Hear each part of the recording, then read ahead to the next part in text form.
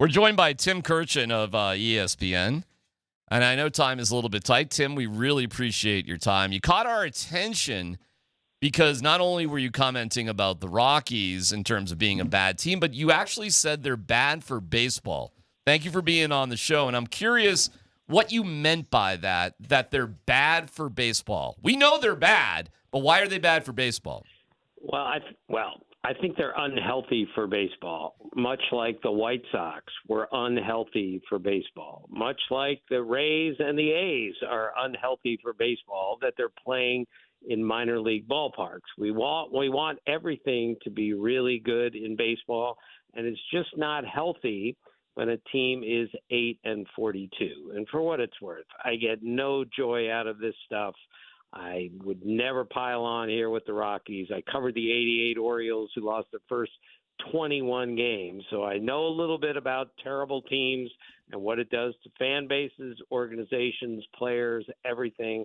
I'm just saying the beauty of baseball is that every team, any team can win any night. The worst team can beat the best team, which couldn't happen in Scott Hastings' sport. Bad teams did not go into Chicago Stadium in Jordan's prime and beat him. It just couldn't happen.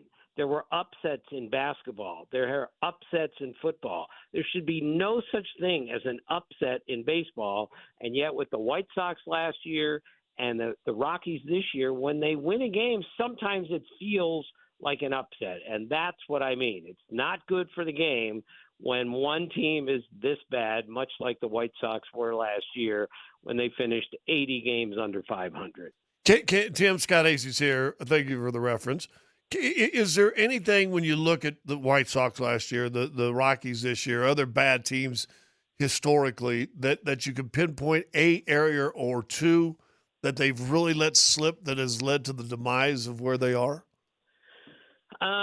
Scott, it's way more than one. That's the problem. Yeah. I mean, the Rockies are 29th in the major leagues in runs scored. They're last in ERA, and they've made the most errors of any team. That's all three major categories. They're either last or second to last.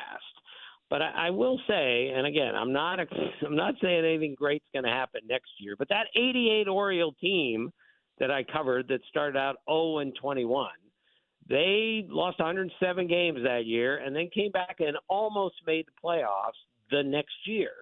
So baseball is so beautiful in that one little thing or two little things can turn a team from good to bad, bad to good, like in the matter of one season. So it's not time to completely lose hope in the Rockies. They just got to get things together here because this has been, a failure in defense, offense, and pitching.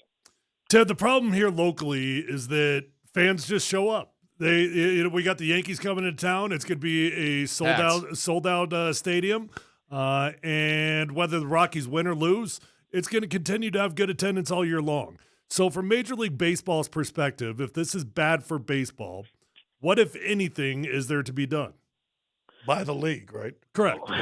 Well, there's not much we can do except the Rockies have to get better. And what also has to happen eventually is we're going to have to try to find a way to bridge the gap in payroll, especially between the really good teams and the really bad teams. Because right now, the gap between the really bad teams and the really good teams is wider than I have seen in the 45 years that I've covered. And that's, again, my point. It's not healthy that the Orioles a few years ago finished 39 games out of fourth place in their division. I mean, the last time that had happened was in the early 1900s. That wasn't good for baseball, that there was a team that struggled that badly. So, yes, if there's a way to fix this, and it is not an easy fix, we got to find a way to improve the bad teams and bring the good teams maybe down just a little bit so it's a more even playing field. But the only way we could do that is,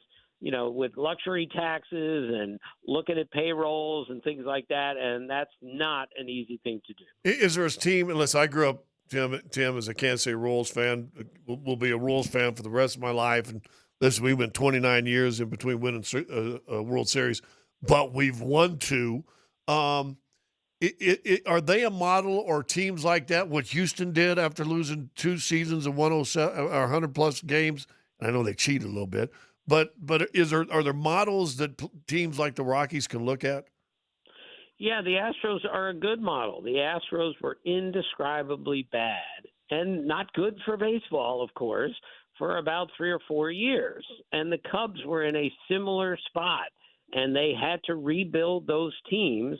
And the only way to do it was to tear them down, get as many great draft choices as you could, draft and develop the right people, and then your team turns around. So, yes, to me, that's kind of the only way to do it when you don't have all the money and all the resources to go do whatever you want, as, say, the Yankees, Mets, and Dodgers have. So that's the only way to do it. You have to tear it down, look at the Astros model, look at the Cubs model, and take it from there. All right, real quick, because we know you got to go. Does that mean, is it possible for Major League Baseball to force an owner to sell?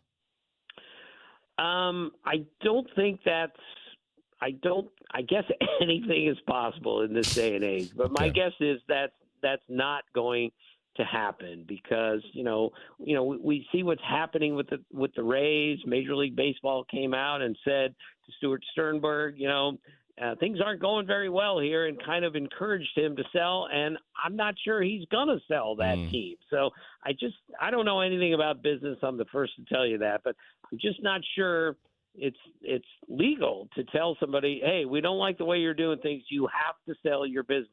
I don't think it works that way. Tim, we really appreciate your time, and we'll let you go. Thank you, Tim. All right, fellas. Thank you very much. See you, buddy. Okay. Take care. I'm glad he could make some time for us. That was kind of cool. Very cool. Here's where baseball. Listen, the NBA got an owner out in the Clippers. The NFL got an owner out in Carolina. Never for performance, but not yes. performance, but for social or exterior, rightful things, right? Here's what baseball's going to say. Boy, they're a bad team. But do you see the business they brought into downtown Denver? Right. Do you see the business that they're and you said this yesterday, Tyler. Their business, not business of baseball, just their business of money, they've been good at. Yeah, and what caught my attention with Kurkjian, what he said, wasn't that they're just bad. But like he said, they're unhealthy for baseball.